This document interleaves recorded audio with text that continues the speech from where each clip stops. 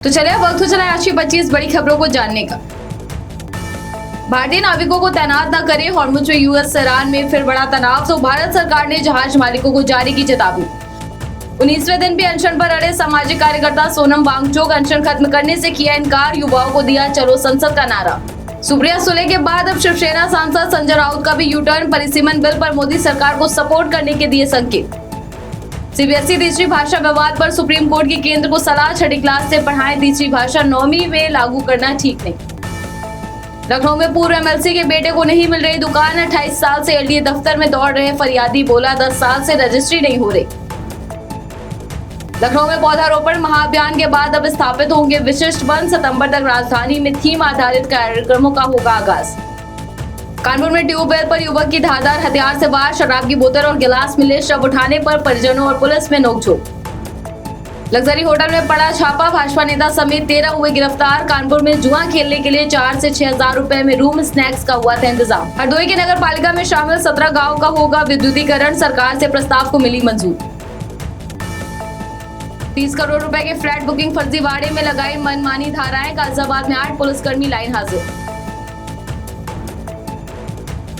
गोरखपुर में पुलिस को धक्का देकर भागा बाल अपचारी, चोरी के मामले में पकड़ा गया था दरोगा और 3 हेड कांस्टेबल किए गए निलंबित।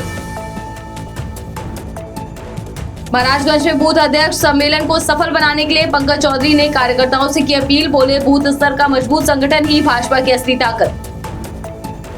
इलाहाबाद हाईकोर्ट ने पुलिस की लापरवाही पर यूपी सरकार पर 50,000 का जुर्माना लगाया, 10 दिन जमानत लटकाने पर जताई नाराजगी।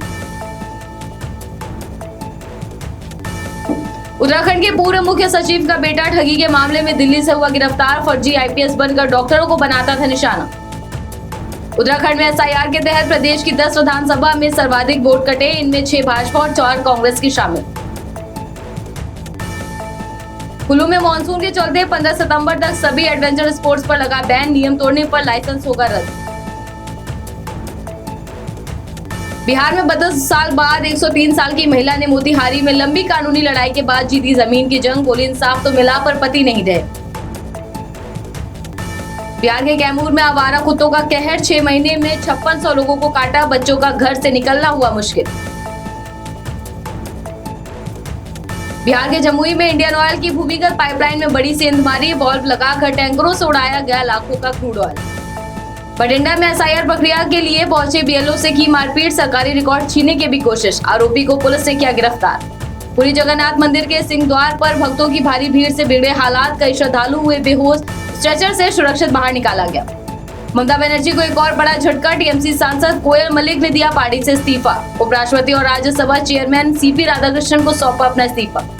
अमेरिका में प्रॉपर्टी टैक्स से बचने के लिए अमीर इंजीनियर चार्ल्स सिमियोनी ने बनाया घूमता फिरता घर, 20 साल तक समुद्र पर रहकर बचाए करोड़ों रुपए। आईआरसीटीसी की नई टिकट बुकिंग वेबसाइट हुई लॉन्च, सभी क्लास की सीटें दिखेंगी एक साथ, फास्टर चेकआउट फीचर भी मिलेगा, नहीं भरना होगा कैप्चा। सोना आज 189 रुपए गिर कर 1,42,000 पर आया, वही चांदी 680 रुपए बढ़कर 2,20,000 किलो पर पहुंची। तो ये थी आज की 25 बड़ी खबरें। ऐसी तमाम खबरों को जानने के लिए देखते रहिए जन एक्सप्रेस। नमस्कार।